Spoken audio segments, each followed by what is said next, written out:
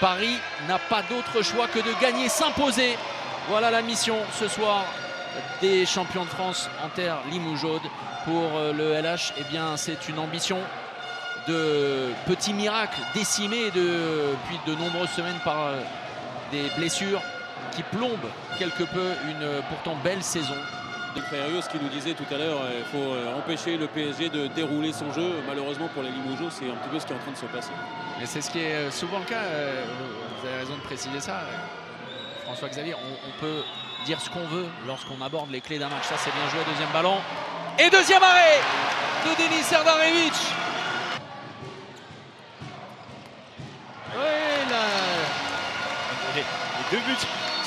Les deux buts Limougeaux sont inscrits par Stitch. Mais alors vraiment voilà. oui, à l'arrache. D'accord. Écoutez, ça compte comme un autre. Et plus 5 pour Paris, malgré les 6 arrêts quand même de Denis Serdarevic. C'est dire l'avance de Paris dans cette rencontre. Et l'efficacité au tir illustrée par les chiffres que vous voyez là, et puis par cet arrêt une nouvelle fois de Yannick Green sur, en tout cas c'est mal parti pour. Oh là, quelle est dangereuse cette faute. Ouais, encore elle une fois, est très dangereuse de la part de Kouchan. C'est la deuxième fois, ils vont encore se conserver. Oui, mais là ça peut faire jurisprudence parce que c'est exactement la même. Ça fait 2 fois. Les arbitres disent que ça peut être clairement carton rouge. C'est rouge. Et voilà. Mais alors vous savez quoi? Vous allez peut-être trouver que j'en fais un peu trop sur messieurs Arthès et Bola. Mais vous savez quoi? C'est la bonne décision. Parce qu'on dit à un joueur de ne pas intervenir lorsque son adversaire a gagné le duel en 1 contre 1. Il est passé, il est en situation de tir. Une première fois, il est touché. Une deuxième fois, il est touché. Même si on voit la volonté.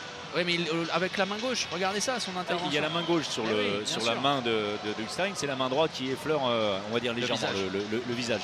Mais de dire ça, 20-12 à la pause, c'est presque un moindre mal pour les Limougeaux dans les toutes dernières minutes. Tant le PSG a su dominer cette première période et ça n'a pas traîné, malgré le dispositif tactique en 1-5 concocté par Alberto Entrerios. Il y avait insuffisamment d'agressivité positive de la part des Limougeaux pour empêcher les Parisiens de développer leur jeu.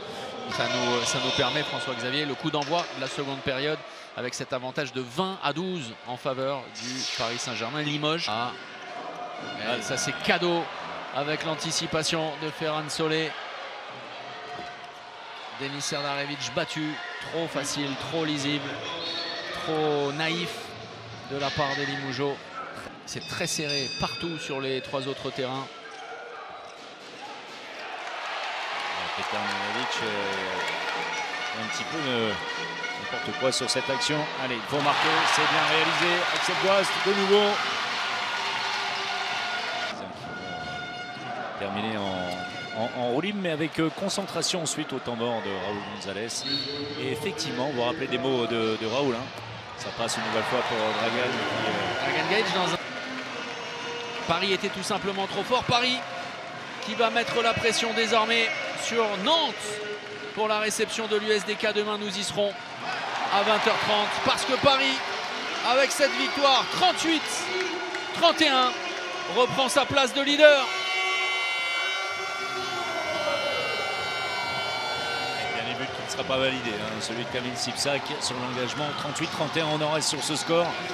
Paris trop fort parce que Paris sérieux bien dans son match dès le début de la partie. C'est vraiment dommage. Première mi-temps, on avait trop de respect, je pense. C'est comme ça. On a vu ça en défense, il n'y avait pas d'impact physique, il n'y avait pas de faute, on avait un peu de grands yeux. Mais c'est comme ça, c'est quand même une équipe qui se construit. C'est une bonne expérience pour tout le monde, surtout pour les jeunes, bien sûr. Merci au public, vraiment. Ils ont été avec nous jusqu'à fin de match et ça nous plaît beaucoup. On a tout donné, voilà. On ne peut pas parler de Paris, ils ont été meilleurs et je le souhaite tout meilleur dans la Ligue des Champions.